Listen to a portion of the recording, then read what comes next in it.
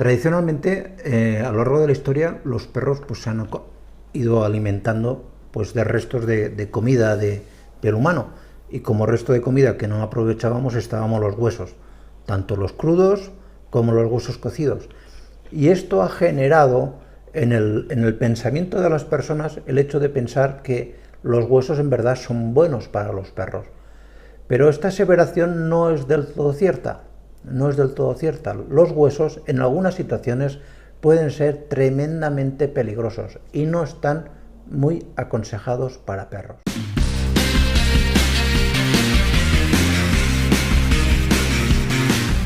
Bueno, pues aunque luego hablaremos de los tipos de huesos que les podéis dar, pero en general, a grosso modo, no que nadie se lo tome esto como, porque alguien me dirá, pues el hueso crudo de tal no se le puede dar quiloide tal. Lo sé.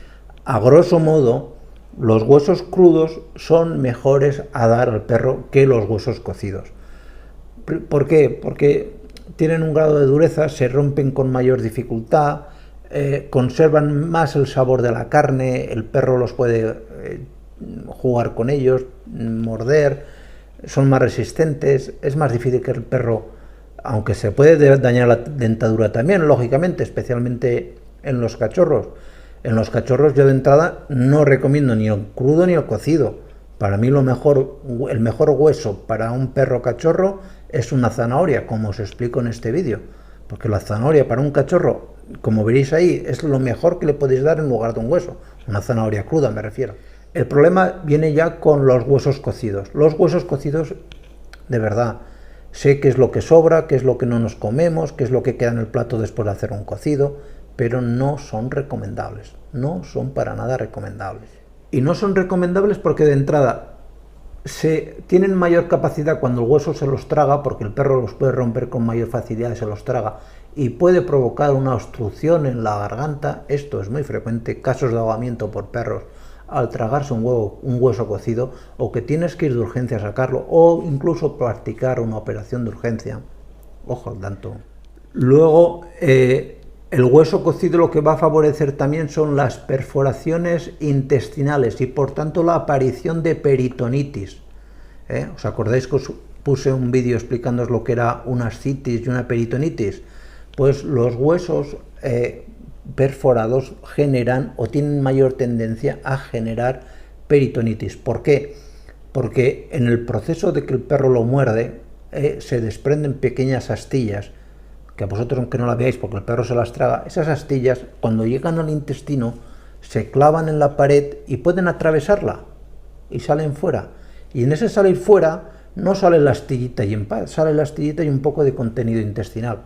Os parecerá mentira también, pero los huesos cocidos con mayor facilidad incluso que los huesos no cocidos provocan roturas dentales, porque puede estar cocido en la parte de fuera, que vosotros lo habéis cocido, el perro lo muerde, pero a lo mejor la parte ventral del hueso, en el caso de huesos gordos, pues no está tan cocida y está dura, y el perro muerde, mete el diente, toca con lo duro, gira, hace palanca y se rompe el diente.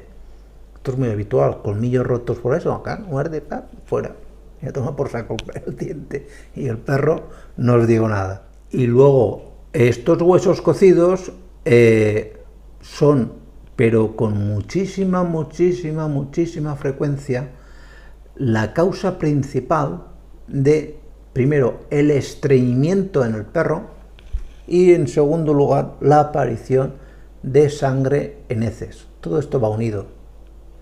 A veces te vuelves loco, pues tendrá parásitos, tendrá no sé qué, y luego le preguntas, oye, ¿y qué le ha dado de comer? Pues le hice un cocido tal, y le quitó los huesos. No, ya estemos. Y luego, pues, ¿qué huesos le puedo dar? Pues bueno, entre los huesos hay una serie de huesos que sí que se pueden dar, os vuelvo a repetir, nunca cocidos,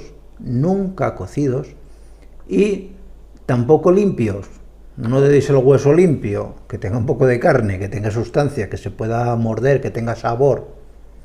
Por ejemplo, todos los que son huesos del cuello, tanto del pollo, como del pavo, como del cordero, los corderitos jóvenes, de maravilla, eso sin problemas. Con la carne va a ser más difícil que le quitéis la carne, ese hueso. Darle ese trozo de cuello con hueso, que el perro pues le va a hacer mucha gracia. Y es algo que se puede comer con relativamente sin problema. Eso sí, vuelvo a repetir, nunca cocido. La rodilla de la vaca, la rodilla de buey, con su trozo de carne, que juegue con la rótula, que muerda. Esto, pues como no va a poder tragárselo, pues bueno, y hasta que se aburre que lo limpie el hueso, pues sin problema. Las carcasas de pollo, todo lo que es que no se separa el caparazón del pollo, pues todo eso se le puede dar también.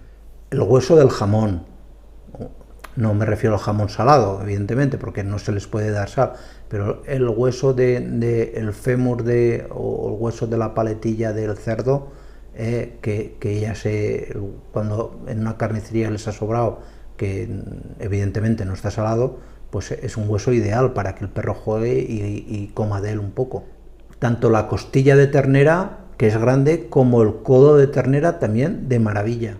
Todo lo que es el cartílago de la pechuga del pollo, es decir, todo esto que cuando sacas la pechuga, pues te queda esa zona del cartílago y la quilla del ave, todo lo que separa a una pechuga de la otra, pues todo eso sin cocer, pues también fantástico. Es decir, hay un abanico más o menos importante, os lo pongo ahora aquí en una lista, ahora lo veis, de huesos que se pueden dar.